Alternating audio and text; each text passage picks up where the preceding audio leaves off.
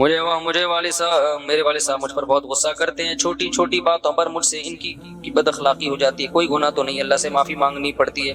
دیکھو ماں باپ کا تو بہت بڑا حق ہے، لیکن یہ ایک حقیقت ہے کہ بعض دفعہ ماں باپ کی طرف سے بھی یقیناً بہت زیادتی ہوتی ہے، وہ بلا وجہ اولاد کو ٹارچر کرتے ہیں۔ کہ ہم نے بھی اسی سوسائٹی میں پڑھے ہیں نا، پلے بڑے ہیں، تو ہم نے بھی دیکھا ہے۔ تو باپ کو چاہیے کہ اگر بچہ آپ کا ہے تو کوئی اصلاح کرنے کا بھی ایک طریقہ ہوتا ہے، اس کو اتنا ٹارچر بات بات پہ کبھی، یعنی بعض گھروں میں دیکھیں زیادہ تر تو ایسا نہیں ہوتا، تو ایسی صورت میں جو ابا کی غلطی ہوتی ہے وہ ٹھیک ہی نہیں ہو رہے ہوتے۔ اب مثال کے طور پر ایک بچے نے غلطی کی ہے، پہلی بات تو آپ دنیا کو نہ بتائیں، آپ اپنے بچے کو لوگوں کے سامنے رسوا نہ کریں، بچوں پہ بہت بڑی قیامت گزرتی ہے اس سے، کیونکہ باپ کی بات کو لوگ بڑی ویلیو دیتے ہیں۔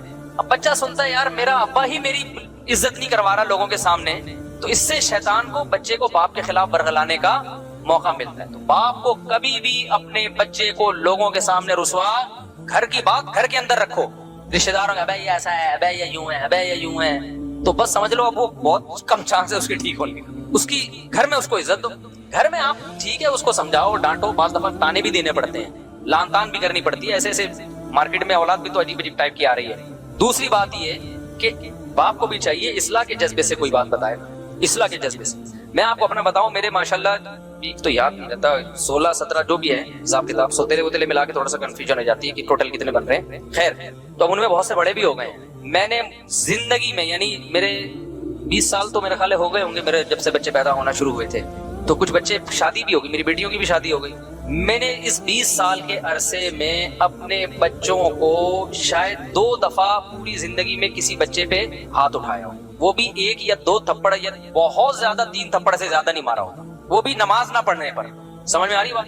اور ایک بچے کے میں نے 2-3 تھپڑ مارے تھے، وہ بالکل بھی اسکول نہیں جا رہا تھا، جب اسکول کا موقع آتا نا وہ ایسے بن جاتا جیسے اس پہ پتہ نہیں کوئی دجال نکل آیا ہے، دجال کہیں سے دریافت ہو گیا اور یہ اس کی ٹینشن تھی، نہ ٹیوشن پڑھ کے دے رہا، نہ ان کا استاذ بھی یہی بیٹھے ہوئے ہیں۔ تو جب بہت زیادہ ہو گئی پھر بھی میں نے کہا نہیں بھائی آرام سے چلا جائے گا۔ گھر والوں نے کہا بھائی تھوڑا سختی کریں، تو روزانہ اسکول نہیں جا رہا ہے، پڑھ کے ہی نہیں دے رہا۔ پھر مجھے اپنا زمانہ یاد آیا کہ میں بھی نہیں جاتا تھا، تو ابا نے ایک دفعہ طبیعت سے اگلے پچھلے گناہ میرے معاف کر دیے تھے، تو اگلے دن سے جانا شروع ہو گیا تھا میں، ٹھیک ہے نا۔ مجھے وہ واقعہ یاد آ رہا، لیکن میں نے کہا نہیں، بچوں پہ ہاتھ نہیں اٹھتا یار، بچے ایسے پیارے ہوتے ہیں، ایسے معصوم ہوتے ہیں، تو دل ہی نہیں چاہتا ان کو یار، ان کی کیا ہے، وہ تو غلطی بھی کر رہے ہیں تو ہمیں تو اس پہ بھی ہنسی آ رہی ہوتی ہے۔ صبح جب اٹھتا تھا نا ایسے جیسے قبر سے کسی مردے کو اکھاڑ رہے ہو، مجھے ہنسی آتی تھی اس پہ کہ یار اس پہ موت آ رہی ہے۔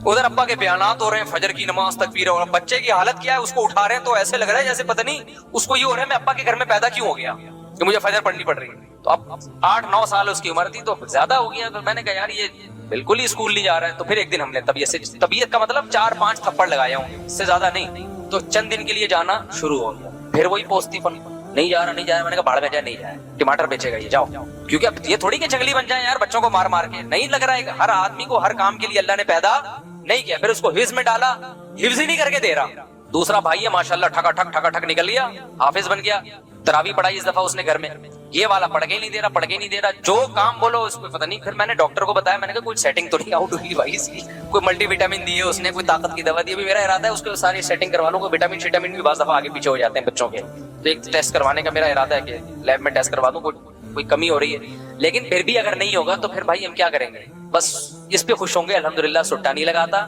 الحمدللہ غلط لڑکوں میں بیٹھ نہیں رہا ہے، بڑا ہو جائے گا خود ہی اپنا مستقبل سمجھ لے گا۔ ابھی تو بس یہ کرو کہ غلط صحبت میں نہ بیٹھے، نہ پڑھے یار، نہیں پڑھ کے دے رہا، سب لوگوں کو اللہ نے پڑھنے کے لیے پیدا نہیں کیا۔ تو میرے گھر والے کہہ رہے تھے کہ اس کے ٹماٹر بکوانے اس سے کیا کرنا ہے، اس کو کچھ تو کہیں تو لگاؤ۔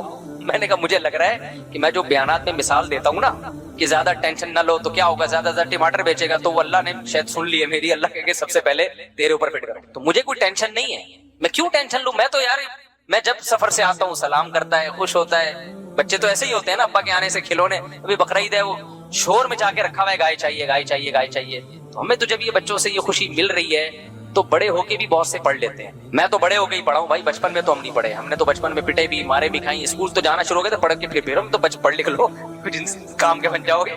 میں نے تو بڑے ہو کے پڑھائی شروع کی ہے، حفظ بھی میں نے بڑے ہو کر کیا ہے، بچپن میں حفظ نہیں کیا، بڑے ہو کر میں پورے مولوی بننے کے بعد میں نے حفظ کیا ہے، ٹھیک ہے نا، اپنے طور پر حفظ کر لیا۔ تو جب شوق ہوتا ہے تو سب کچھ ہے، اگر چترول لگا کے بچے کو آپ نے انسان بنانے کی کوشش کی نا تو پتہ نہیں کیا بن جائے گا۔ ہاں نشے وال میں نہ بیٹھنے دو کہ بچہ چرس پی رہا تھا، آپ نے کہا محبت سے سمجھایا، دوبارہ چرس پینے لگا، اب نہیں یہ چیز برداشت کے قابل نہیں ہے تو اس کو بند کرنا پڑے گا گھر کے اندر. پھر بھی مار دھاڑ کے بجائے کوئی اور طریقے اختیار کرو, گھر میں بند کر دو اس کو, بری ایکٹیویٹیز سے روکو. سمجھتے ہو کہ نہیں سمجھتے ہو؟ تو اس لیے باپ کو بھی چاہیے بھائی بچوں کو محبت دے, وہ تمیز سے سمجھائے, ان کو رسپیکٹ دے, ان کو یہ احساس ہو کہ ابا ہمارا. دیکھو جس باپ کے گھر میں آنے سے بچوں کو خوشی کے بجائے ٹینشن ہونا شروع ہو جائے وہ کامیاب باپ. بولو. اب چونکہ مجھے اپنے ابا یاد آنے لگتے ہیں نا تو پھر میں ذرا جذباتی ہو جاتا ہوں. وہ ہمارے ابا جب گھر میں آتے تھے ہمیں خوشی ہوتی تھی. ہم پنجاب گئے ہوئے تھے, 2 مہینے کی چھٹیاں ہم پنجاب میں گزارتے تھے, تو ہمارے ابا یہیں ہوتے تھے, تو ہمیں پتا چلا ہمارے ابا بھی آ رہے ہیں تو ہم اتنی خوشی, یار ابو بھی ہمارے ساتھ یہیں رہیں گے چھٹیوں میں.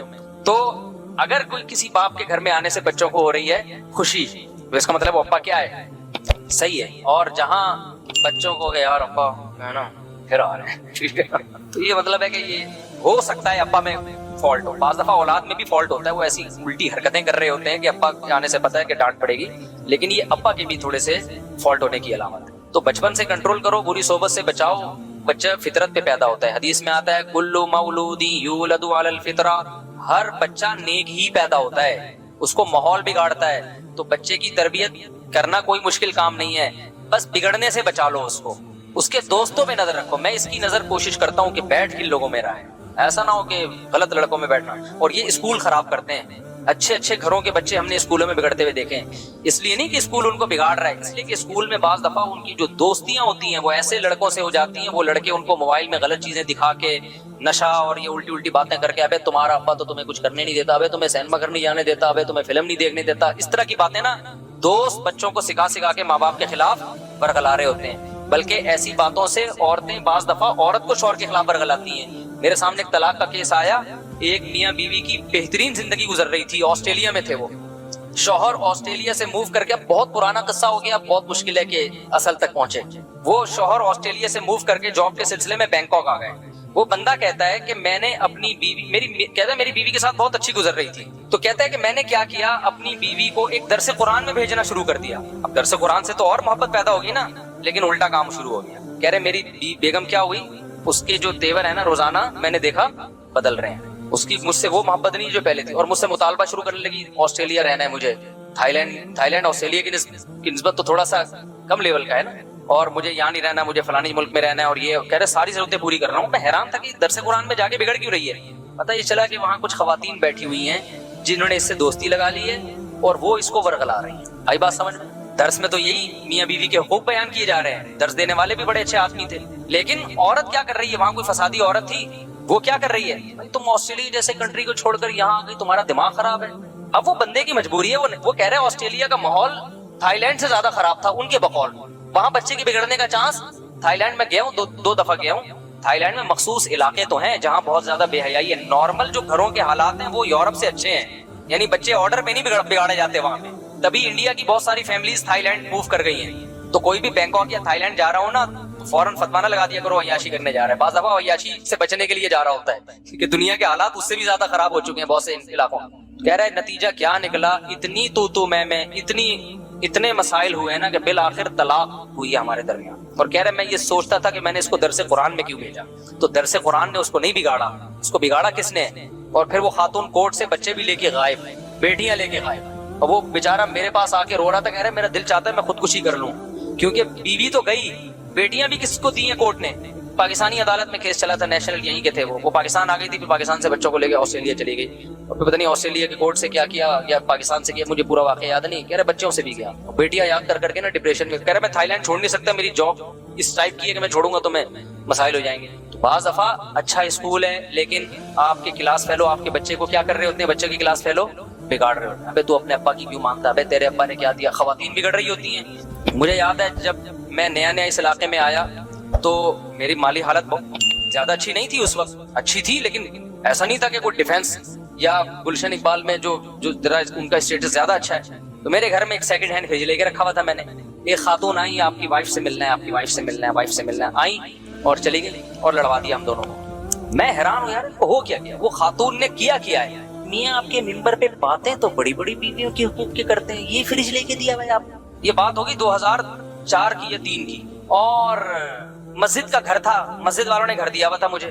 مسجد والے بھی آپ کو پتا ہے جو گھر دیتے ہیں نا اس میں چونا ہوتا ہے نا, کوئی یہ بھی نہیں, بہت ہی.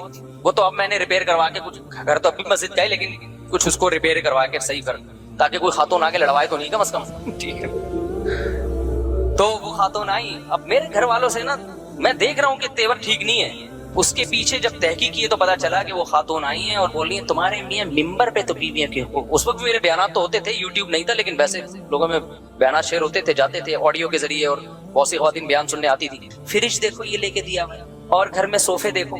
अच्छा, मुझे मेरा ख्याल है सोफे भी नहीं थे, मैंने गाँव तकिए रखे हुए थे, जैसे पठान लोग नहीं होते रखते वो अपने उसमें कालीन, हम उसी पे खुश थे, भाई पठानों वाला स्टाइल है भाई। और ये सोफे भी नहीं लेके दिए हुए, और ये भी नहीं दिया हुआ, और वो भी नहीं। घर वालों का दिमाग ऐसा खराब किया ना। फिर मैंने समझाया ही होगा, मेरा ख्याल है कि ये अगर ये औरत नेक होती तो ये आके समझाती कि माशाल्लाह भाई फ्रिज भी है घर में अल्हम्दुलिल्लाह, ठीक है ना, भले सेकंड हैंड है, लेकिन तो औरत का काम आग लगाना भी है, आग बुझाना। तो वो खवातीन जो मेरा बयान नहीं सुन रही, वो फायर ब्रिगेड में जॉब नहीं कर सकती, क्योंकि उनका काम आग लगाना है, आग बुझाना नहीं। लेकिन जो खवातीन बयान सुन रही हैं वो ऐसा नहीं करती, दीनदार औरत नहीं करती ऐसा। तो बच्चों को वो खुलासा ये निकला कि अब्बा को चाहिए भाई बच्चों को तंज ताने ना किया करो, बहुत इससे आगे मामला खराब चलता है। और दिल पता नहीं कैसे चाहता है, और औलाद से तो इंसान को ऐसी मोहब्बत होती है कि दिल ही नहीं चाहता उस पर। तो मैंने जिंदगी में 2 दफा मुझे याद पड़ता है हाथ उठाए बच्चे पे, और वो भी हाथ उठाने के बाद जो उसकी तलाफी की है, वो तलाफी हाथ उठाने से ज्यादा महंगी पड़ी है मुझे, ठीक है ना। क्योंकि जब जाहिर है अब्बा, हमारे अब्बा ये करते थे, हमें कुट लगाते थे, तो फिर उसके बाद अलग से प्रोटोकॉल देते थे। क्योंकि जब बड़े छोटों को मारते हैं ना, ये सख्ती करते हैं, तो शैतान आके बजाय तरबियत करने के ना वो वर्गलाना शुरू कर देता है। तो शैतान का रास्ता बंद करने के लिए फिर बड़े पर लाजिम होता है कि फिर वो अलग से बच्चे को इज्जत दे, ताकि बच्चे को ये एहसास हो कि हमारा बाप हमारा दुश्मन नहीं है, उसने हमारी इस्लाह के लिए हाथ उठाया। हमारे अब्बा से भी हमने तो बहुत ही कुट खाई है अपने अब्बा से, अल्हम्दुलिल्लाह। उस जमाने में कुट का दौर था। अब तो बच्चों में वो फैंसी किस्म की मुर्गी जैसे बच्चे पैदा हो रहे हैं। हमने तो पाइपों से मारे खाई हैं, इनको पता है हमारे अब्बा कितने सख्त थे, तो पाइपों से अल्हम्दुलिल्लाह तबीयत से कुटे हैं, लेकिन हमारे दिल में मनफी जज्बात नहीं आते थे। फिर अब्बा बाद में बैठा के इतनी मोहब्बत, और फिर थोड़ा सा खर्चा पान गुटके का, पान गुटका नहीं था, ये नहीं खर्चा देते थे। तो जब ऐसे हो तो फिर बच्चे की तलाफी करनी चाहिए। उसको फिर क्या करना चाहिए, थोड़े से प्रोटोकॉल भी दें, पैसे वैसे दे दें, ताकि वो खुश हो जाए। फिर देखो पैसों से कर क्या रहा है, ऐसा ना हो जाके सुट्टे लगा रहा हूँ दोबारा। लेकिन बहरहाल औलाद पर यही है कि अब्बा अच्छे हों या अब्बा बुरे हों, उसने अगर जन्नत कमानी है तो हर कीमत पे अब्बा को बर्दाश्त करे, ठीक है ना। वो ये ना देखे मेरे अब्बा मुझे मोहब्बत दे रहे हैं या नहीं दे रहे, तो देखे यार मेरा बाप है, मेरी जन्नत क्या है, मेरी जन्नत अल्लाह ने इसको खुश करने में रखी है। वो ये चीज है ना, ये तो औलाद के लिए। और फिर भी अगर हालात सही नहीं हो रहे ना, अब्बा बेटे की चपकी लश चल रही है, अब्बा हर वक्त आने अब्बा ठीक नहीं होके दे रहे, और आपसे बर्दाश्त से मामला बाहर हो रहा है, तो फिर किनारा कशी इख्तियार कर लेनी चाहिए। क्योंकि बड़े गुनाह से बचने के लिए जरूरी है कि आप,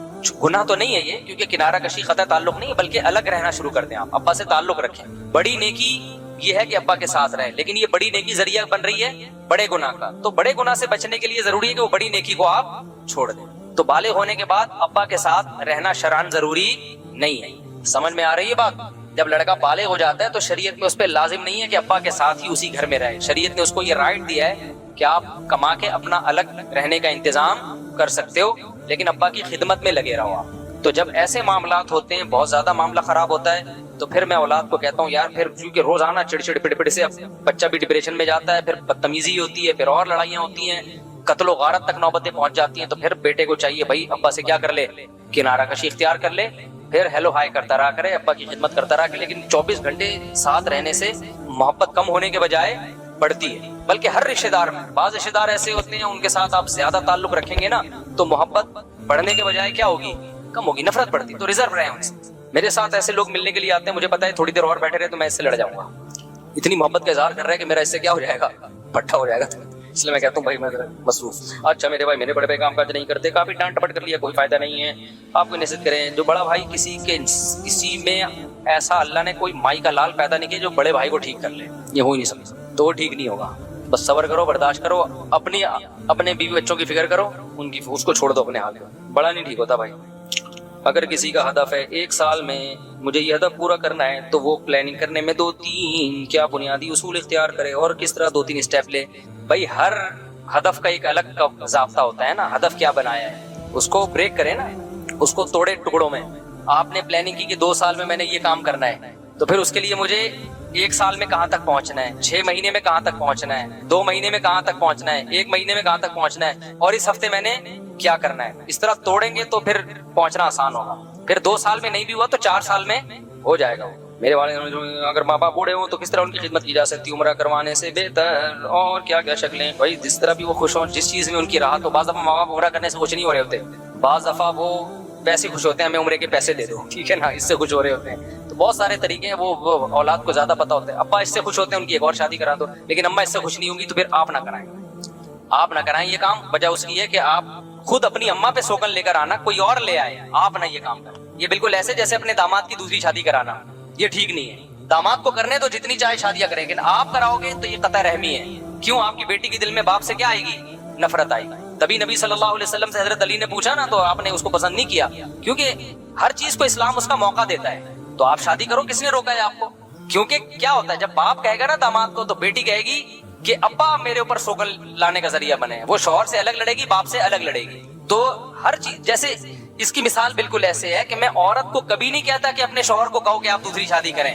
یہ عورت کے اوپر اس کی طاقت سے زیادہ بوجھ ڈال رہے ہو آپ. ایک تو اس پہ سوگن آ رہی ہے, دوسرا اس کے مشورے سے آئے. یہ ایسے ہے جیسے بکرے کو حکم دے رہے ہیں کہ ذبح ہو جائے لیٹنے کے لیے. بکرا کہے گا ایک تو قربانی میں مجھے لٹار ذبح کر رہے اور گرنے کا کام بھی میں خود کروں. نہیں, یہی بات میرا خیال ہے.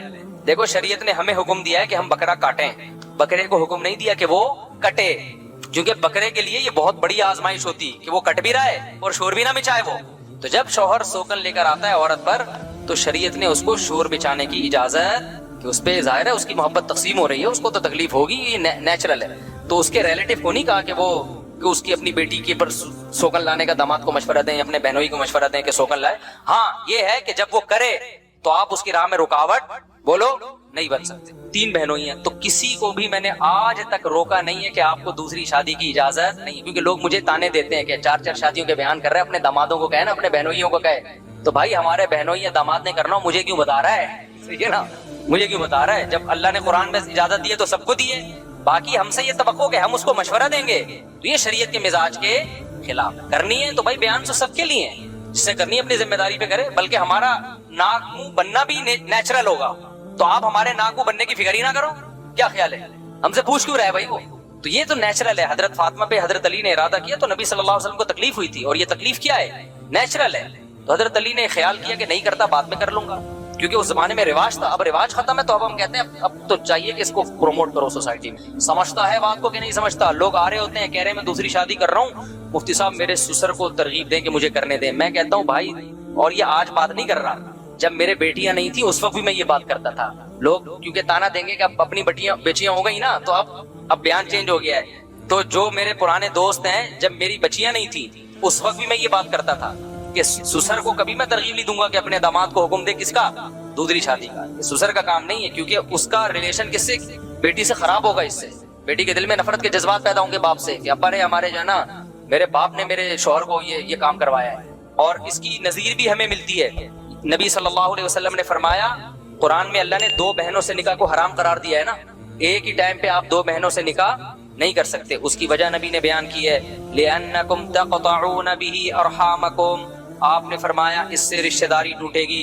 2 بہنوں کی محبت سوگنوں کی نفرت میں تبدیل ہو جائے گی. تو اسلام نے آپ پر پابندی لگا دی, ایک بہن آپ کے نکاح میں, اس کے ہوتے ہوئے اس کی بہن سے آپ نکاح نہیں کر سکتے, کیونکہ بہنوں کی جو محبت ہے وہ کیا ہو جائے گی؟ وہ تبدیل. حالانکہ شادی ہو رہی ہے نا وہاں پہ, اور 4 شادیوں کی آپ کو اجازت ہے, لیکن یہاں کیوں نہیں ہے؟ اس لیے کہ اس سے جو خونی رشتہ ہے, اسلام اس کو پہلے بچانے کی فکر کر رہا ہے. سمجھتے ہو؟ تو اگر کوئی شخص اپنی بہنوئی کو خود کہے کہ تو دوسری شادی کر, اس سے بھائی اور بہن کا جو خونی رشتہ ہے اس میں درار پڑنے کا خطرہ ہے. تو پابندی تو اسلام نہیں لگا رہا, نہ سسر لگا سکتا ہے, لیکن خود وہ سسر دامادوں کو ترغیب دے یا بہنوئیوں کو ترغیب دے, اس سے جو ان کے آپس کے اولاد کے ریلیشن ہے ان میں کیا ہوگی؟ درار پڑے گی. تو اسلام نے کبھی نہیں کہا کہ سسر ترغیب دے یا مرد بہنوئی کو. ہاں وہ کر رہا ہو تو آپ روک نہیں سکتے بھائی, سمجھ رہے ہو نا, آپ روک نہیں سکتے. وہ تو کوئی بھی کرے تو کوئی بھی پابندی نہیں لگا سکتا, گورنمنٹ نہیں لگا سکتی, تو سسر کہاں سے پابندی لگائے گا؟ اچھا میرے بھائی, اگر کسی نے اپنے ماں باپ یہ کیا لکھا ہوا ہے یار, اپنے ماں باپ کے سلام کو حج کراؤں گا, تو ایسے آدمی کو شروع سے کیا منصوبہ کرنا چاہیے؟ ابے حج کرانے کا ارادہ کیا ہے تو شروع سے پیسے جمع کرنے چاہیے. حج میں سب سے پہلے کیا چاہیے؟ روکڑا چاہیے. کیا مولانا یہ فرقوں کے نام لے کے نہ پوچھا کرو. دیکھو فرقوں کا نام لے کے رد کرنے سے لیبل یہ لگتا ہے کہ فرقہ واریت ختم ہو رہی ہے. حقیقت میں اس عمل سے فرقہ واریت بڑھتی ہے. جب آپ کہتے ہیں نا بریلوی ایسے، اہل حدیث ایسے، دیوبندی ایسے، شیعہ ایسے، فلانے ایسے، اور میں حق بیان کر رہا ہوں اور میں فرقوں ختم کر رہا ہوں، ختم نہیں ہو رہے ہوتے. اس سے کیا ہو رہے ہوتے ہیں؟ جب ممبروں پہ فرقوں کا نام لینا ختم کر دو گے تو وہ آہستہ آہستہ خود ہی کیا ہو جائیں گے؟ خود ہی ختم ہو جاتے ہیں. ان کا رہتے ہیں لیکن ان میں وہ تیزی نہیں رہتی، لوگوں میں خود بخود محبتیں ہونا شروع ہو جاتی ہیں. دنیا کمانے کے بارے میں اسلام کیا کہتا ہے؟ اسلام کیا منع کرتا ہے دولت کمانے سے؟ نہیں منع کرتا. اس پر تو 20 میرے بیانات ہیں. اسلام اس غربت کو ناپسند کرتا ہے جو آپ کے پوستی پنے کی وجہ سے ہو، سست ہونے کی وجہ سے. ایک غربت وہ ہے جو اللہ کی طرف سے ہوتی ہے، آپ محنت کر رہے ہو پھر بھی پیسہ نہیں آیا. اس غربت کی فضیلت ہے، اس میں صبر پہ ثواب ملے گا. آپ جنت میں پہلے داخل ہوں گے، حساب و کتاب آپ کا بہت تھوڑا ہوگا. آپ 24 گھنٹے میں ایک آدھ پراٹھے کا حساب لیا جائے گا بس آپ سے، ٹھیک ہے. مالداروں کا حساب بہت لمبا چوڑا ہوگا. کہاں سے آیا پیسہ پہلے تو یہ پتا، اتنا آ کیسے گیا، پھر کہاں خرچ کیا. تو یہ دونوں جواب میں ٹائم لگے گا. اور غریب آدمی کہے گا اللہ آیا ہی نہیں تو خرچ کیا ہے؟ جو ہوا میرے اوپر ہی ہوا خرچ، لوگوں نے مجھے الٹا دیا ہے، تو جس نے دیا ہے اس سے پوچھ کہ کیوں دیا. یہ وہ غریب ہے جو سستی کی وجہ سے غریب نہ ہو، محنت کرتا ہو لیکن اللہ کی طرف سے. لیکن ہمارے ہاں جو غربت اس وقت پھیل رہی ہے نا نوجوانوں میں، یہ پوستیوں والی غربت ہے. کچھ کرتے ہی نہیں ہے، سارا دن فیس بک یوٹیوب پہ بیٹھے بیٹھے بیٹھے بیٹھے ادھر گٹر کے ڈھکن پہ جا کے بیٹھ گئے. یونیورسٹیوں میں پڑھ نہیں رہے ہیں، جا کے پھرے لے لے کے اور موبائل فونوں پہ کال کر کر کے پرچے حل کرا رہے ہیں. اس کے بعد جب روزگار نہیں ملتا تو پھر پریشان ہے یار، بے روزگاری بہت زیادہ بڑھ گئی. میں آپ کو بتاؤں پاکستان میں کیسے ہی برے حالات ہو، لیکن جو محنت کر رہا ہے نا اس کو مل رہا ہے، الحمدللہ محنت کرنے والے کو مل رہا ہے. موسیٰ علیہ السلام اور خضر علیہ السلام کا جب ایگریمنٹ ہو گیا، حضرت خضر نے فرمایا موسیٰ علیہ السلام سے کہ اس شرط پہ لے کے جاؤں گا، آپ نے سوال نہیں پوچھنا، اعتراض نہیں کرنا. موسیٰ علیہ السلام نے کہا اللہ نے چاہا تو آپ مجھے صبر کرنے والا پائیں گے. اور یہ دونوں نکلے. حتیٰ اذا رکبا فی السفینۃ، سفر کرنے کے لیے کشتی میں بیٹھے ہیں. حضرت خضر علیہ السلام نے کیا کیا؟ اس کشتی کو عیب دار بنا دیا، کسی پھٹے میں دراڑ پیدا کر دی، سوراخ کر دیا.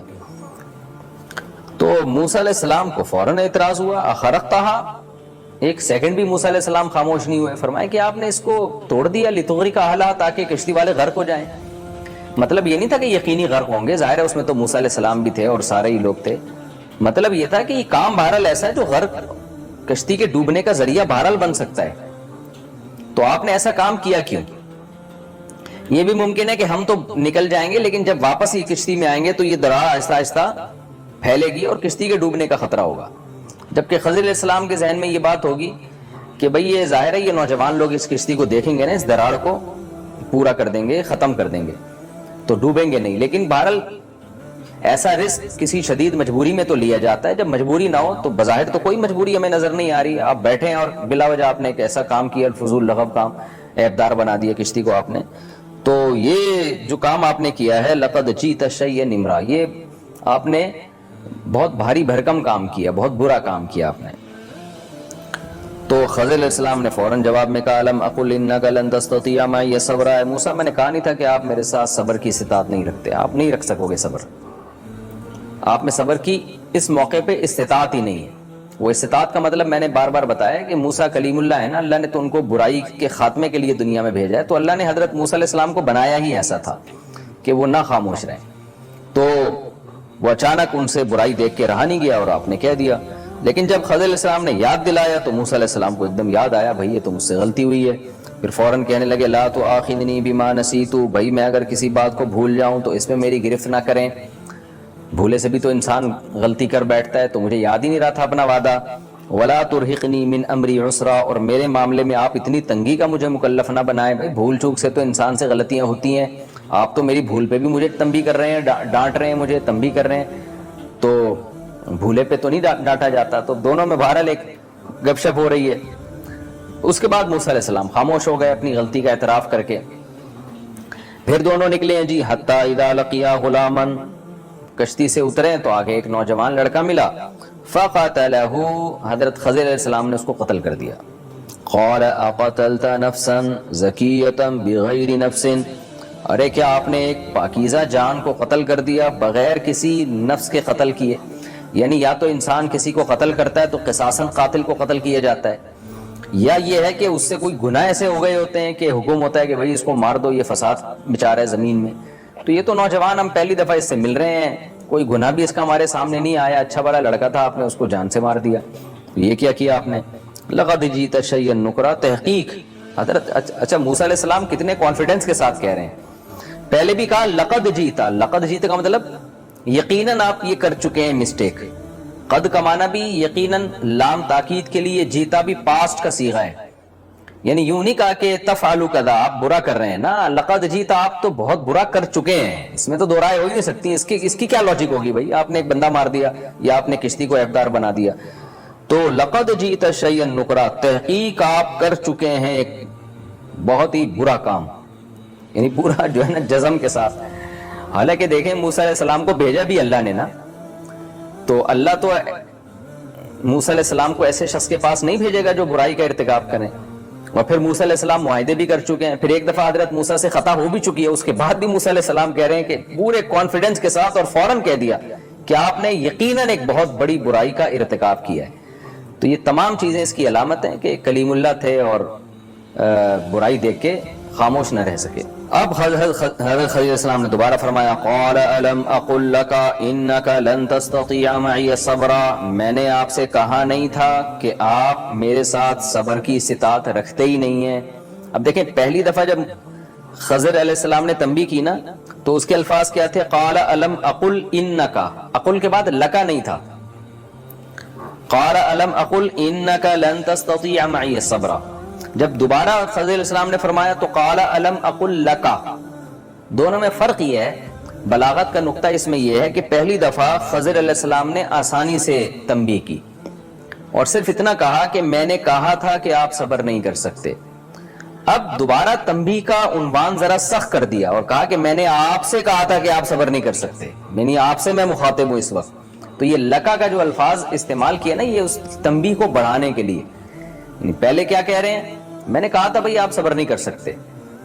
جب موسیٰ علیہ السلام نے دوبارہ سوال کیا تو خضر کہہ رہے ہیں میں نے آپ سے کہا تھا، آپ سے الم اقل لک، آپ ہی سے کہا تھا، میں کسی اور سے مخاطب نہیں تھا اس وقت. آپ سے کہا تھا میں نے کہ آپ میرے ساتھ صبر نہیں کر سکتے. موسیٰ علیہ السلام کو پھر فوراً غلطی کا احساس ہوا. پھر کہنے لگے ٹھیک ہے بھائی اب 2 غلطیاں مجھ سے ہو چکی ہیں اور اب میں خود اپنی سزا تجویز کرتا ہوں. تو وہ سزا یہ ہے کہ دیکھیں کیسا پیغمبر کی بات ہے نا، اپنی غلطی کا بھی کیسا اعتراف کر رہے ہیں، فوراً 1 سیکنڈ بھی تاخیر نہیں ہو رہی.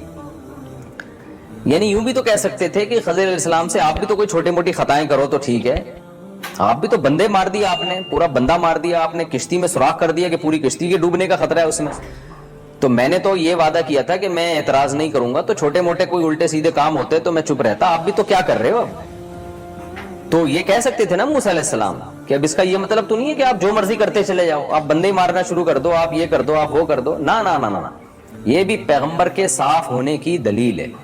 پیغمبروں میں منافقت نہیں ہوتی، تکلفات نہیں ہوتے اور ملمہ سازی نہیں ہوتی، دل کے صاف ہوتے ہیں. آج ذرا سی کسی کو عزت مل جائے، شہرت مل جائے، پیسہ مل جائے تو وہ اسٹائل ہی بدل جاتا ہے اس کا.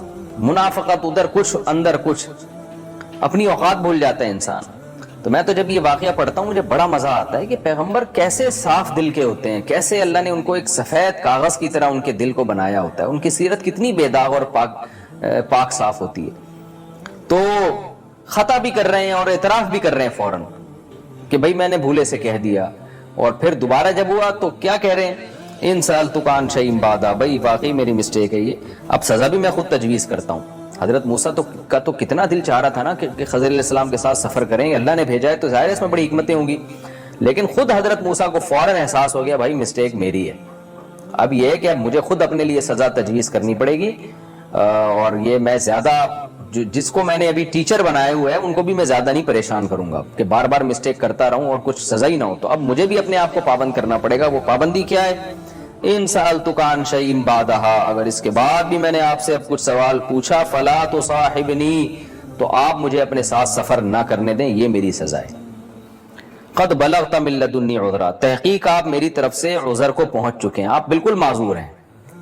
یعنی کتنا بڑا اعتراف کر رہے ہیں، اپنی کتنا واضح لفظوں میں اپنی غلطی کا اعتراف کر رہے ہیں کہ غلطی بھی مان رہے ہیں اور یہ بھی مان رہے ہیں کہ چھوٹی غلطی نہیں بہت بڑی غلطی ہے، کہ ایک دفعہ غلطی کے بعد میں نے دوبارہ غلطی کی ہے. تو قد بلغت من لدنی عذرا، تحقیق آپ پہنچ چکے ہیں میری طرف سے عذر کو، یعنی آپ نے بہت زیادہ گویا کہ مجھے برداشت کیا ہے اور اب آپ معذور ہیں. تو آج کہاں جب دو شخصوں میں ایسی بات چیت ہوتی ہے تو کون کسی کا ایسا اکرام کرتا ہے؟ ہر شخص اپنے آپ کو صحیح ثابت کرتا ہے، دوسرے کو 100% غلط ثابت کرنے کی کوشش میں لگا ہوتا ہے۔ فانطلقا، خضر علیہ السلام بھی خاموش ہو گئے کہ ٹھیک ہے بھئی آپ نے خود ہی کہہ دیا۔ فانطلقا، پھر دونوں آنکھیں نکلیں، حتی اذا اتیا اہل قریۃ، دونوں کسی بستی والوں کے پاس گئے، کہیں گزر رہے تھے تو بستی آ گئی، اب زاد راہ بھی ختم ہو گیا ان کے پاس، تو اب استطعما اہلہا، بستی والوں سے انہوں نے کہا بھئی ہم مسافر ہیں تو ہمارے لیے کوئی کھانے پینے کا انتظام کر دیں۔ وہ ایسے نالائق لوگ، فابوا ان یضیفوہما، انہوں نے یہ بھی خیال نہیں کیا کہ کیسے نورانی چہرے والے لوگ آئے ہیں اور کتنے بابرکت لوگ ہیں۔ ظاہر ہے اللہ والوں کے جو چہرے ہوتے ہیں ان سے پتہ چل جاتا ہے کہ یہ نیک لوگ ہیں، اور مسافروں کا تو ویسے ہی دنیا خیال کرتی ہے۔ وہ نالائق لوگوں نے ان کا اکرام کرنے سے انکار کر دیا۔ فوجدا فیہا جدارا، تو دیکھا کہ ایک دیوار ہے، بستی میں کوئی دیوار تھی جو بستی کے لیے مفید ہوگی۔ یرید ان ینقض، وہ دیوار گرنا چاہتی تھی۔ فاقامہ، خضر علیہ السلام نے اس کو سیدھا کر دیا۔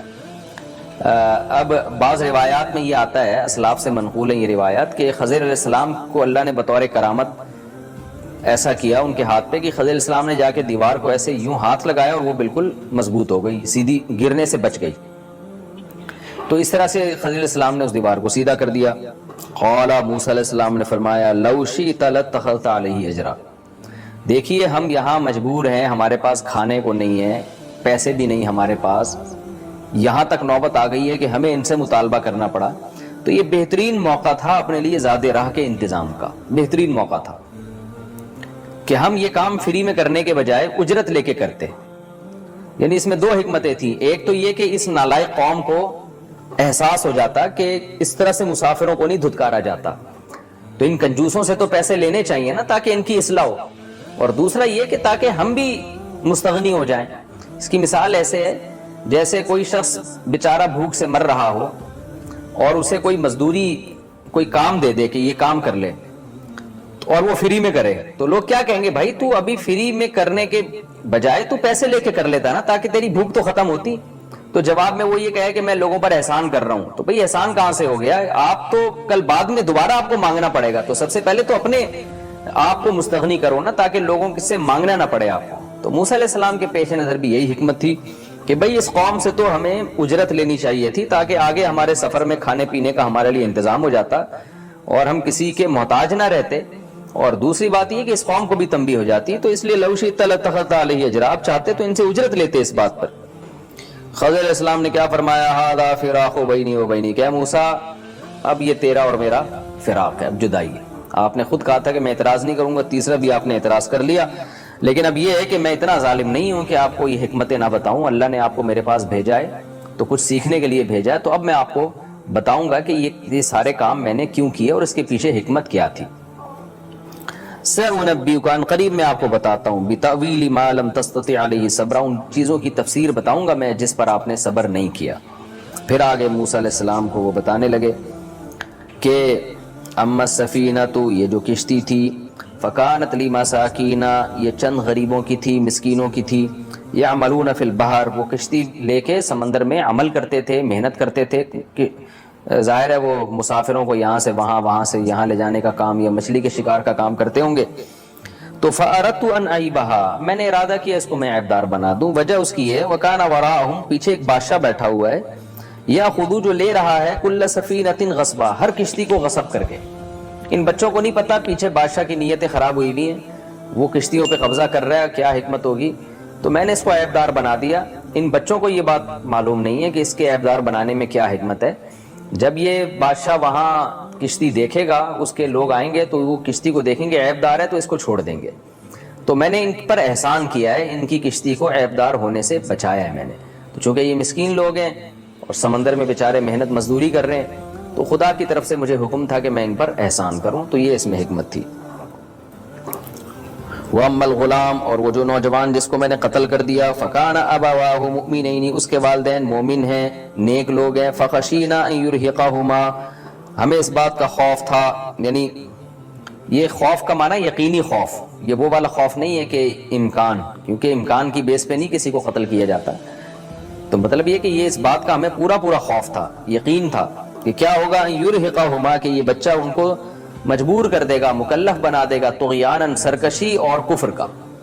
کیا مطلب کہ یہ بچہ تو کافر نکلے گا اور خدا کا باغی اور نافرمان ہوگا, تو اس کے والدین اس کے دباؤ میں آ کے یا بچے کی محبت میں آ کے خود بھی گمراہ ہو جائیں گے, سرکش بن جائیں گے. بعض دفعہ والدین اولاد کی محبت میں کفر کر بیٹھتے ہیں, جیسے بعض دفعہ والدین اولاد کی محبت میں دیندار بن جاتے ہیں, تو بعض دفعہ والدین اولاد کی محبت میں کافر بھی بن جاتے ہیں.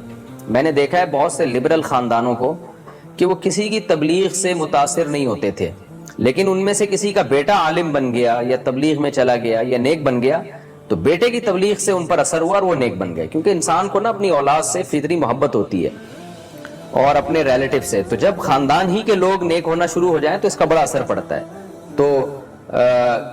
تو جیسے اولاد کی وجہ سے اس کی تبلیغ سے ماں باپ نیک جلدی بن جاتے ہیں, تو ایسے برے بھی بننے کا بڑا خطرہ ہوتا ہے. تو یہ لڑکا برا تھا, مجھے اس بات کا خطرہ تھا کہ جب یہ بڑا ہوگا تو یہ اس کے والدین اس کی محبت میں یا اس کے جبر دباؤ میں آ کے وہ بھی سرکش بن جائیں گے اور کفر کرنے لگیں گے, تو ان کی عاقبت بھی ہمیشہ کے لیے تباہ و برباد ہو جائے گی. تو لہذا ہم نے کیا ارادہ کیا, آگے آ رہا ہے کہ یہ سب کچھ میں اللہ کے حکم پہ کر رہا تھا, تو ہم نے یعنی میں نے اور اللہ نے اپنے ساتھ اللہ کو بھی شامل کر رہے ہیں کیونکہ اللہ کے حکم پر تھا نا یہ سب کچھ.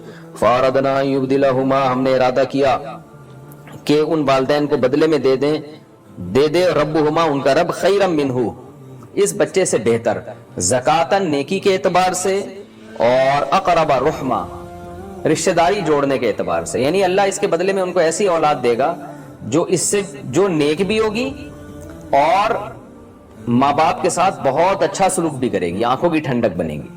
تو یہ حکمت تھی میرے پیش نظر. وَأَمَّا الْجِدَارُ, اور جو دیوار پہ آپ نے اعتراض کیا, فَكَانَ لِغُلَامَيْنِ يَتِيمَيْنِ, تو وہ دو نوجوانوں کی تھی, دو لڑکوں کی تھی جو یتیم تھے. یتیم نابالغ بچے کو کہتے ہیں. فی المدینہ, شہر میں. وَكَانَ تَحْتَهُ كَنْزٌ لَهُمَا, ان یتیم بچوں کے ابا نے نا ان کا خزانہ اپنے بچوں کے لیے اس دیوار کے نیچے دفن کیا ہوا ہے. اب ظاہر ہے کسی کو باپ نے وصی بنا دیا ہوگا کسی بڑے آدمی کو کہ یہ میرے بچوں کا خزانہ ہے, بچے جب بڑے ہو جائیں تو پھر ان کو بتا دینا, وہ نکال لیں گے یہاں سے. پہلے نکالنے میں خطرہ کیا ہے کہ چھوٹے بچے ہیں, رشتہ دار کھا جائیں گے, لے کے لوگ قبضہ کر لیں گے.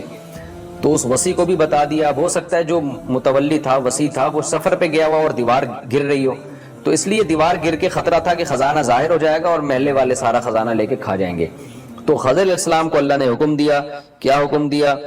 کہ اس دیوار کو سیدھا کر دیں تاکہ یہ مزید اپنی مدت پوری کرے, اور جب یہ بچے بڑے ہو جائیں تو ان کو جب ان کے وصی کی طرف سے, جو ابا نے جس کو نمائندہ بنایا تھا اس کی طرف سے ان کو اطلاع ملے, تو یہ بچے جا کے وہاں سے اپنا خزانہ نکال لے. اس وقت یہ طاقتور ہوں گے, لڑنے کی طاقت ہوگی, پھر کوئی ان کی موجودگی میں اس خزانے کی طرف نہیں آئے گا.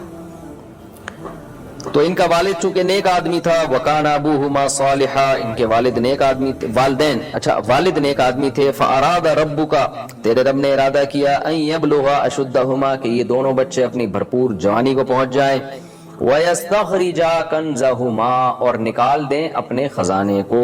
رَحْمَةً مِّن رَبِّكَ, یہ سب تیرے رب کی رحمت سے ہوا ہے.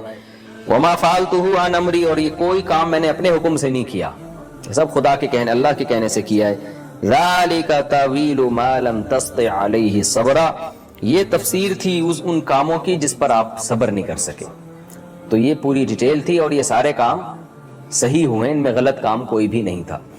یہ جی ہمارا رکوع مکمل ہو گیا. اس میں بہت سارے اہم اسباق ہیں, چونکہ اب وقت ہمارا تقریباً کمپلیٹ ہی ہو گیا, 1.5 منٹ میں میں وہ اسباق بیان نہیں کر سکتا. تو انشاءاللہ میں اگلے ایپیسوڈ میں جو اس رکوع میں ہمیں اسباق ملتے ہیں, ظاہر ہے موسیٰ علیہ السلام کو بھی اللہ نے خضر علیہ السلام کے پاس جو بھیجا تھا اسی لیے نا, کہ تاکہ ان سے ہمیں اسباق ملیں, اور پھر اللہ نے اس کو قرآن کا حصہ بنایا تاکہ جو ان سے ہمیں بہترین اسباق ملتے ہیں, سبق ملتے ہیں, وہ ہم اس کو ہم سیکھیں اور پھر اپنی زندگیوں میں اس کو لے کر آئیں. بہت اہم اسباق ہیں, انشاءاللہ میں اگلے ایپیسوڈ میں ان اسباق کو نمبر وار بیان کروں گا. ایک بہت اہم ترین سبق ہمیں اس رکوع سے یہ ملتا ہے کہ دیکھیں حضرت خضر علیہ السلام کے ان تینوں واقعات میں, کشتی کو عیبدار بنانا, بچے کو قتل کر دینا اور دیوار کو سیدھا کر دینا, اس سے ہمیں پتہ چلتا ہے کہ دیکھیں کیسے غیبی قوتیں اللہ کی طرف سے کام کر رہی ہوتی ہیں جس میں ہمارا فائدہ ہوتا ہے, لیکن ہم نے چونکہ فیوچر میں جھانک کے نہیں دیکھا, ہمیں مستقبل کا پتہ نہیں ہے تو ہم ان تھوڑے نقصان کو بڑا نقصان سمجھ رہے ہوتے ہیں، اور ہمیں یہ نہیں پتا ہوتا کہ اس تھوڑے نقصان کے ذریعے اللہ ہمیں بڑے نقصان سے بچا رہا ہے۔ مثال کے طور پر کشتی میں بیٹھے ہوئے نوجوانوں کو دیکھ لیں آپ، خضر علیہ السلام کیا کہہ رہے ہیں کہ اما السفینۃ فکانت لمساکین یعملون فی البحر، کہ میں نے کشتی کو عیبدار اس لیے بنایا کہ یہ چند مسکینوں کی ہے جو سمندر میں ملازمت کر رہے ہیں، تو میں نے عیبدار بنا دیا تاکہ بادشاہ اس کشتی پہ قبضہ نہ کرے۔ اب خضر علیہ السلام جب یہ کام کر رہے تھے، ظاہر ہے چپکے سے کر رہے ہوں گے یہ کام کہ مسکینوں کو پتہ نہ چلے، تو جب ان مساکین نے اپنی کشتی دیکھی ہوگی عیبدار تو وہ کتنا روئے پیٹے ہوں گے کہ بھئی یہ کیا ہو گیا یار، ہماری کشتی ٹوٹ گئی، یہ ہو گیا وہ ہو گیا وغیرہ وغیرہ۔ لیکن اگر ان کا اللہ پر ایمان ہوگا تو وہ کیا سوچتے ہوں گے، بھئی اس میں کوئی خیر ہوگی، اگرچہ ہمیں نہیں پتا وہ کیا خیر ہے، لیکن اللہ، ہم نے تو کشتی کی حفاظت کا پورا انتظام کیا، پھر بھی اس میں عیب پیدا ہو گیا تو کوئی بات نہیں، ہم اس عیب کو دور کرنے کی کوشش کر لیں گے، لیکن اس میں ہمارے لیے کوئی خیر ہوگی۔ تو مسلمان کی یہی عادت ہے، کوئی بھی نقصان مسلمان کو ہو جس میں اس کی اپنی غفلت نہ ہو، تو مسلمان کا یہ عقیدہ ہے، اگر آپ کا اللہ پر ایمان ہے تو آپ کو یہ سوچنا چاہیے بھائی ہم نے فیوچر میں جھانک کے نہیں دیکھا، ہو سکتا ہے اس مصیبت کی وجہ سے اللہ نے ہمیں بڑی مصیبت سے بچا لیا۔ تو یہ واقعہ نا اللہ ہمیں اسی لیے سنا رہے ہیں کہ دیکھو غیب سے کیسے اللہ کی طرف سے تکوینی کام ہو رہے ہوتے ہیں اور تمہارے فائدے میں ہو رہے ہوتے ہیں۔ اسی طرح جو نوجوان کو قتل کیا تو ماں باپ کتنا روئے پیٹے ہوں گے، ہمارا بیٹا مر گیا، ہمارا نقصان ہو گیا، ہمارا یہ ہو گیا، ہمارا وہ ہو گیا۔ لیکن اگر وہ صاحب ایمان تھے، جیسے کہ قرآن سے پتہ چلتا ہے کہ وہ ایمان والے تھے، تو انہوں نے صبر کیا ہوگا کہ بھئی اللہ کی دین تھی، اللہ نے ہم سے لے لی، اس میں ہم کوئی حکمت ہوگی۔ تو اور جو کافر ہوتا ہے وہ کیا سوچتا ہے کہ یہ غلط ہوا میرے ساتھ، یہ نہیں ہونا چاہیے تھا، اگر ایسا ہوتا تو یوں ہو جاتا، اگر ایسا کر لیتے تو یوں ہو جاتا۔ رسول اللہ صلی اللہ علیہ وسلم نے فرمایا جو اگر کا کلمہ ہے نا یہ شیطان کا کلمہ ہے، جب کام ہو جائے تو پھر اگر مگر نہ کریں، پھر آپ بولیں بھائی ہمارے مقدر میں یہ لکھا ہوا تھا، ہوا مولانا نعم المولا و نعم النصیر، اللہ ہمارا کارساز ہے، بہترین دوست ہے، یہ جو ہوا یہ ہمارے حق میں بہتر ہوا۔ تو خدا نخواستہ ماں باپ میں کسی کے بچے کی موت واقع ہو جائے، ڈیتھ ہو جائے، تو یہ نہیں کہ یہ سوچے کہ یہ بچہ بڑا ہو کر باغی بنتا، لیکن یہ ضرور سوچیں کہ بھئی اسی میں خیر ہوگی، ہمیں نہیں پتا کیا خیر تھی، 20 حکمتیں ہو سکتی ہیں، ہمیں نہیں پتا بھئی، ہو سکتا ہے اللہ تعالیٰ اس کو آخرت میں ہمارے لیے ذخیرہ بنانا چاہتے ہو سکتا ہے یہ بڑا ہو کر نافرمان ہو جاتا ہے، اس کو بھی اللہ نے جہنم سے بچا لیا اور ہمیں بھی اس کی وجہ سے جہنم سے بچا لیا۔ تو مسلمان ہمیشہ پازیٹیو وے تلاش کرتا ہے اور مثبت پہلو تلاش کرتا ہے، اور جس کا اللہ پر ایمان نہیں ہے، بے صبرہ ہے، وہ منفی سوچ تلاش کرتا ہے، وہ منفی پہلو تلاش کرتا ہے۔ اور نبی صلی اللہ علیہ وسلم نے فرمایا کہ اللہ تعالیٰ فرماتے ہیں انا عند عبدی ظنی بی، کہ بندے کا جیسا میرے بارے میں گمان ہوتا ہے نا میں اس کے ساتھ معاملات ویسے ہی کرتا ہوں۔ اگر آپ اللہ کے بارے میں اچھا سوچتے ہیں پھر جو بھی ہوگا آپ کے ساتھ اچھا ہی ہوگا، اور اگر آپ اللہ کے بارے میں غلط سوچتے ہیں کہ اللہ ظالم ہے، اللہ میرے ساتھ برا کر رہا ہے، تو پھر حدیث کا مفہوم یہی بنتا ہے کہ پھر آپ کے ساتھ غلط ہی ہوگا۔ تو ان واقعات سے ہمیں یہ سبق ملتا ہے۔ اور وہ تیسرا واقعہ بھی آپ دیکھیں کہ دیوار کو خضر علیہ السلام نے سیدھا کر دیا، اس میں بھی ایک اہم ترین سبق ملتا ہے کہ بعض لوگوں کے ساتھ اچھا ہو رہا ہوتا ہے لیکن حقیقت میں برا ہو رہا ہوتا ہے۔ اب وہ جو بستی والے تھے انہوں نے مہمانوں کا اکرام نہیں کیا، ان کو عزت نہیں دی، کنجوس لوگ تھے، لیکن ان کے کام بن رہے ہیں۔ بن کیا رہے ہیں؟ ان کی بستیوں کی دیواریں سیدھی ہو رہی ہیں، یقیناً اس دیوار میں اس بستی والوں کو کوئی فائدہ ہوگا، تبھی تو موسیٰ علیہ السلام نے کہا کہ ان سے آپ اجرت لیتے۔ تو بستی کی دیواروں کو سیدھا کیا جا رہا ہے، تو بستی والے تو خوش ہو رہے ہوں گے نا کہ بھئی چلو یار یہ دیوار گرنے والی تھی، ہماری بستی کا نقصان ہوتا، لیکن حقیقت میں ان کا نقصان ہو رہا ہے۔ خزانہ نکلنے والا تھا، وہ لوٹتے، مگر ان کے ہاتھ میں وہ خزانہ نہیں آیا۔ کس بات پہ؟ کہ انہوں نے کنجوسی کی، مہمانوں کا اکرام نہیں کیا، اپنا پیسہ بچایا۔ تو پیسہ بچا کے بظاہر ایسا لگ رہا ہے کہ ان کے حق میں بہتر ہو رہا ہے، لیکن اللہ کے علم میں یہ بات تھی کہ بہتر نہیں ہو رہا، تمہارا بیڑا غرق ہو رہا ہے۔ تم نے تھوڑا سا پیسہ بچا لیا اور لاکھوں کروڑوں کے خزانوں سے تم محروم ہو گئے، اگرچہ وہ حرام تھے ان کے لیے۔ تو یہی حال آج بھی مالدار کا ہے، آج بھی یہ سوچ لینا چاہیے، اگر ہمارا اللہ پر ایمان ہے تو ہمیں سوچنا چاہیے کہ اگر میں پیسے بچا رہا ہوں، شریعت پہ خرچ نہیں کر رہا، اور اس کا مجھے وقتی فائدہ ہو رہا ہے کوئی، تو سمجھ لو یہ خضر علیہ السلام والا فائدہ ہو رہا ہے، ان کی قوم جو بستی میں آپ گئے تھے وہ والا فائدہ ہو رہا ہے. یہ فائدہ مجھے اس سے زیادہ ہو سکتا تھا، ہو سکتا ہے اللہ تعالیٰ نے مجھے بڑے فائدے سے محروم کر دیا ہو. تو خلاصہ اس پورے رکوع کا یہی نکلا ہے کہ ہم اگر اللہ کی مان کے چلتے ہیں تو نقصان ہو رہا ہے تو بھی ہمیں یقین کرنا ہے یہ نقصان بڑے نقصان سے بچا رہا ہے. اور اگر ہم اللہ کی نافرمانی میں زندگی گزار رہے ہیں اور ہمیں فائدہ نظر آ رہا ہے تو یہ سوچنا ہے کہ یہ اصل میں فائدہ نہیں، یہ ہمیں بڑے فائدے سے محروم کیا جا رہا ہے. کیونکہ اس پورے واقعے کا حاصل یہی ہے کہ اللہ کہتے ہیں علم تو میرے پاس ہے، میں دیکھو کیسے کیسے کام کر رہا ہوتا ہوں. تو اس واقعے سے تمہیں سبق حاصل ہونا چاہیے کہ جو میرے مان کے چلتے ہیں نا اصل میں فائدے میں وہی لوگ رہتے ہیں. تو یہ بہت اہم ترین سبق ہے اس رکوع میں ہمیں ملتا ہے. اس کے علاوہ بھی کچھ اور اسباق ملتے ہیں. ایک سبق یہ بھی ملتا ہے کہ دیکھیے جب کشتی کو خضر علیہ السلام نے توڑا ہے نا تو خضر علیہ السلام کے الفاظ کیا تھے؟ اما السفینۃ فکانت لمساکین یعملون فی البحر، کہ یہ کشتی چند غریبوں کی ہے جو سمندر میں مزدوری کرتے ہیں. اللہ تعالیٰ خضر علیہ السلام کو کسی اور شخص کے پاس بھی بھیج سکتے تھے کہ اس کی مدد کرو جا کے، لیکن خضر علیہ السلام ہائی لائٹ کی صفت کو کر رہے ہیں کہ مسکین ہیں اور سمندر میں ملازمت کر رہے ہیں، اس کی مدد کی جا رہی ہے. اس سے پتہ چلتا ہے کہ غربت کے باوجود محنت مزدوری کرنا اور حرام کی طرف نہ جانا یہ اتنا پسندیدہ عمل ہے اللہ تعالیٰ کی نظر میں کہ اگر آپ غربت میں حرام کی طرف نہیں جاتے، چوریاں ڈکیتیاں نہیں کرتے، بلکہ محنت مزدوری والا راستہ اختیار کرتے ہیں، تو غیب سے اللہ کی طرف سے آپ کی مدد کا کیسا انتظام ہوگا. وہاں تو خضر علیہ السلام تھے لیکن اللہ تو غافل نہیں ہے نا، ہر دور میں خضر علیہ السلام تھوڑی ہوں گے. پتہ نہیں اللہ کی کتنی مخلوقات ہے جو آپ کی مدد میں لگی بھی ہو. وہ فرشتے بھی ہو سکتے ہیں، وہ انسان بھی ہو سکتے ہیں، وہ ہو سکتا ہے جنات بھی ہوں.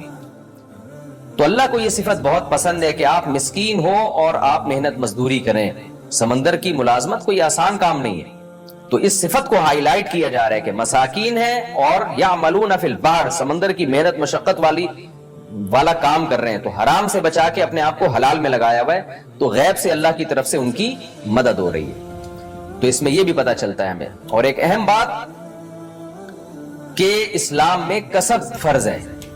خضر علیہ السلام نے یہ نہیں کیا کہ یہ بندہ چونکہ یہ نوجوان چونکہ کچھ بھی نہیں کرتے، وجہ اس کی ہے کہ یہ ہر وقت اللہ اللہ کرتے ہیں تو اللہ نے مجھے بھیجا ان کی مدد کے لیے. نہ یعملون فی البحر، محنت مزدوری کر رہے ہیں. اسی سے پتہ چلتا ہے کہ اللہ کی نظر میں جیسے عبادت کرنا ایک بہت محبوب عمل ہے، اس کی وجہ سے اللہ کی مدد ہوتی ہے، تو محنت مزدوری کرنا بھی عین عبادت ہے، کسب حلال بھی عین عبادت ہے. تو اس پر بھی اللہ کی طرف سے بہت زیادہ مدد ہوتی ہے اور غیب سے مدد کے اسباب ہوتے ہیں.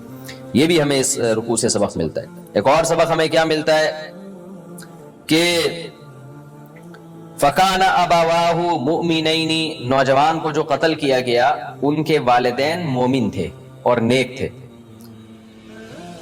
خضر علیہ السلام کو ایسے ماں باپ کی مدد کے لیے بھیجا گیا جو نیک تھے. اس سے پتہ چلتا ہے کہ بھائی نیکی دنیا میں بھی کام آتی ہے. اگر آپ نیکی والی زندگی گزارتے ہیں تو اللہ آپ کے لیے غیب سے اسباب پیدا کرتا ہے. سوال پیدا ہوتا ہے بھائی جب اللہ نے اس نوجوان کو قتل ہی کروانا تھا تو اللہ ایسی اولاد دیتا ہی نہیں. تو دیکھیں وہ نوجوان جب قتل کر دیا نا خضر علیہ السلام نے، وہ آخرت میں ان کے لیے ذخیرہ بن گیا اور اس کا متبادل بھی اللہ نے دے دیا. تو دو ہو گئے نا ان کے پاس. تو آخرت میں یہ زیادہ بڑی ترقی کا ذریعہ ہے. یہ اللہ تعالیٰ کی ایک حکمت ہے کہ ماں باپ اگر نیک اور پرہیزگار ہوں تو ان کے لیے بھی غیب سے مدد کا انتظام ہوتا ہے. اور یہ جو اگلی آیت ہے کہ دیوار تھی گرنے والی تھی، موسیٰ علیہ السلام خضر علیہ السلام نے اس دیوار کو بچا لیا، تو وہاں بھی الفاظ کتنے عجیب ہیں. اما الجدار فکان لغلامین یتیمین، دو یتیم بچے تھے فی المدینہ، وکان تحتہ کنز لہما وکان ابوہما صالحا. اللہ نے مجھے اس لیے بھیجا اس دیوار کو سیدھا کرنے کے لیے کہ یتیم بچوں کا خزانہ ہے جن کا باپ نیک آدمی تھا. کانا ابوہما صالحا، صالح آدمی تھا. اس سے بھی پتہ چلتا ہے بھائی ماں باپ کی نیکی مرنے کے بعد بھی اولاد کے کام آتی ہے. کیونکہ باپ نیک آدمی تھا نا، وہ بیچارہ دنیا سے چلا گیا تو اللہ نے اس کی اولاد کو لاوارث نہیں چھوڑا. اس کی نیکی اس کے مرنے کے بعد کام آئی ہے. اور کیسے غیب سے اللہ نے انتظام کر کے دیوار کو سیدھا کروایا، کسی کے وہم و گمان بھی نہیں ہو سکتا. لیکن یہ تو اللہ نے ہمیں یہ واقعات بیان کر دیا نا، ورنہ تو قیامت تک نہیں پتہ چلتا کہ کس کی دیوار محفوظ ہوئی اور کس کی وجہ سے دیوار کے محفوظ ہونے کی وجہ سے کس کا خزانہ محفوظ ہوا. لوگ تو ان تمام باتوں کو اتفاقی واقعہ سمجھ رہے تھے, لوگوں کو کیا پتا تھا یہ کیا ہو رہا ہے. تو ماں باپ اگر نیک ہوں تو اللہ کیسے ان کے بچوں کے لیے بھی انتظام کرتا ہے. تو آپ اپنے لیے نیک نہیں بنتے, آپ اپنی اولاد کے لیے نیک بن جائیں, تو انتظام اللہ کی طرف سے آپ کی اولاد کے لیے بھی ہوگا. تو ماں باپ کی نیکی آپ کے اولاد کے کام بھی آتی ہے. تو یہ چند اسباق تھے. ایک اہم ترین سبق ہمیں اس رکوع میں یہ بھی ملتا ہے کہ دیکھیے قرآن میں آتا ہے کہ موسیٰ علیہ السلام جب سفر پہ گئے تو زاد راہ آپ کے ساتھ تھا. تبھی آپ نے فرمایا کہ آتنا غداءنا لقد لقینا من سفرنا ھذا نصبا. اپنے خادم سے کیا کہا, بھائی جو ہم کھانا لے کر آئے ہیں وہ لے آؤ. تو زاد راہ ساتھ لے جانا چاہیے. لیکن ساتھ ساتھ یہ بھی پتہ چلا کہ جب وہ بستی میں گئے نا خضر علیہ السلام کے ساتھ, تو زاد راہ ان کے پاس ختم ہو چکا تھا. کوئی بھی وجہ ہو سکتی ہے, کوئی حادثہ بھی ہو سکتا ہے, سفر کے لمبے ہونے کی وجہ سے بھی ہو سکتا ہے. تو اس کے بعد پھر انہوں نے بستی والوں سے مطالبہ کیا کہ ہماری مدد کی جائے. تو ایسی ضرورت کے وقت کھانے جیسی اہم ترین چیز کا مطالبہ کرنا یہ بھی توکل کے خلاف نہیں ہے اور یہ بھی استغنا کے خلاف نہیں ہے.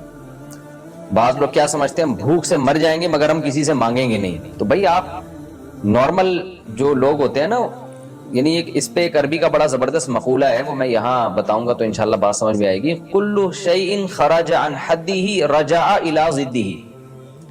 جب بھی کوئی چیز اعتدال سے تجاوز کرتی ہے نا تو وہ اپوزٹ کی طرف لوٹ آتی ہے. مثال کے طور پر تواضع کرنی چاہیے ہمیں لوگوں کے سامنے, مگر آپ تواضع میں ایک غلو کا شکار ہو گئے تو یہ اس کی علامت ہے کہ آپ شو بازی کر رہے ہیں. ایک آدمی ہر وقت خاکسار بن کے کندھے جھکا کے ہر وقت ہی ایسے گڑا جا رہا ہے جیسے زمین میں ہر وقت لوگوں کے سامنے, تو اس کا مطلب بھائی یہ شو بازی کر رہا ہے, ورنہ نارمل تواضع ایسی نہیں ہوتی. تو ہر چیز نا اعتدال. تو استغنا ہمیں حکم دیا ہے شریعت نے کہ لوگوں کے سامنے ہاتھ نہ پھیلاؤ, لوگوں سے اپنی حاجت شیئر نہ کرو, صرف اللہ سے مانگو. لیکن بھائی اب کہیں بستی میں گئے ہیں اور مسافر ہیں اور وہ ان کو شدید بھوک لگ رہی ہے اور اپنے ساتھ زاد راہ بھی انہوں نے لیا تھا, وہ اتفاق سے ختم ہو گیا. کوئی بھی حادثہ ہو سکتا ہے, مسافروں کے ساتھ کچھ بھی ہو سکتا ہے. تو ایسے موقع پر کسی سے ہیلپ مانگنا یا اس سے کوئی مدد طلب کرنا تو یہ بھکاری پن نہیں کہلاتا, یہ ضرورت کہلاتا ہے. تو ایسے موقع پہ بھی آپ کہیں کہ نہیں, چونکہ میں آج تک کسی کے سامنے میں نے ہاتھ نہیں پھیلایا لہذا میں بھوک سے مر جاؤں گا, کسی سے روٹی نہیں مانگوں گا, تو یہ استغنا نہیں ہے, یہ تکبر ہے. تو اس کو استغنا نہیں کہتے. تو نارمل لائف جیسی ہوتی ہے انسانوں کی ویسی پیغمبر سب سے زیادہ فطرت کے قریب ہوتے ہیں. اب آپ دیکھیں نا وہاں موسیٰ علیہ السلام نے جا کے ان سے کیا کہا ہے کہ یضیفہما, کہ ان سے مطالبہ کیا, انہوں نے انکار کیا اس مطالبے کو پورا کرنے سے. تب ان حضرات کو غصہ آیا کہ مہمانوں کا تو اتنا اکرام کیا جاتا ہے. تو یہ بھی علمی نقطے کی بات ہمیں پتہ چلی کہ شدید ضرورت کے موقع پر کسی سے اپنی بنیادی ضرورت کی چیز مانگنا. یہ نہیں کہ آپ اسکولوں کی فیسیں مانگنا شروع کر دیں کہ جی سٹی اسکول اور بیکن ہاؤس میں بچوں کو پڑھانے کے لیے پیسے نہیں ہیں تو آپ لوگوں میرے ساتھ تعاون کرو. کبھی کہیں سفر میں ایسا ہو گیا کہ آپ کا زاد راہ گم گیا اور آپ کے پاس کھانے کو بھی نہیں ہے, تو مسافر سے یا کسی سے ہیلپ طلب کر لینا یہ شرعاً جائز ہے, اس میں کوئی حرج نہیں ہے. ایک اہم بات یہ بھی پتہ چلی کہ احسان کے موقع پہ ہونا چاہیے. بعض نالائق لوگ ہوتے ہیں, ان کے ساتھ احسان نہیں کرنا چاہیے, اس سے ان کی عادت بگڑ جائے گی. جیسے موسیٰ کلیم اللہ تو اللہ کے نیک پیغمبر تھے, جب خضر علیہ السلام نے اس بستی کی دیوار سیدھی کی ہے تو بظاہر یہ اس بستی پر حضرت خضر علیہ السلام نے احسان کیا. تو حضرت موسیٰ کو اسی بات پہ ناراضی کا حضرت موسیٰ نے اظہار کیا کہ لو شئت لاتخذت علیہم اجرا. یہ نالائق لوگ تھے, یہ ہمیں فری میں کھانا کھلانے کے لیے تیار نہیں ہے, ہماری ضیافت کے لیے تیار نہیں, ہمیں رات ٹھکانہ دینے کے لیے تیار نہیں. تو ایسے لوگ احسان کا محل نہیں ہے, ان کا کام کریں, ان سے پیسے لیں. تو یہ ہونا چاہیے تاکہ کنجوس لوگوں کو جو ہے وہ عبرت حاصل ہو اور کنجوس لوگوں کی اصلاح ہو. آج بھی سوسائٹی میں بعض ایسے لوگ ہوتے ہیں کہ اگر آپ نے ان پر احسان کرنا شروع کر دیا, فری میں ان کی مدد کرنا شروع کی, وہ یہ نہیں ہوتا کہ وہ احسان بند ہوں گے یا ان میں اچھی کوالٹی پیدا ہو جائے گی, اچھی صفات پیدا ہو جائیں گی, وہ اور بگڑ جاتے ہیں. تو ایسے لوگوں کو کھینچ کے رکھنا چاہیے, اور یہ لوگ احسان کا محل ہوتے نہیں ہیں. تو یہ بھی ہمیں اس رکوع سے پتہ چلتا ہے. اور بھی بہت سارے احکام ہیں لیکن وقت سارا پھر ہمارا ایک ہی رکوع میں لگ جائے گا. ہم اب آگے کی طرف چلتے ہیں.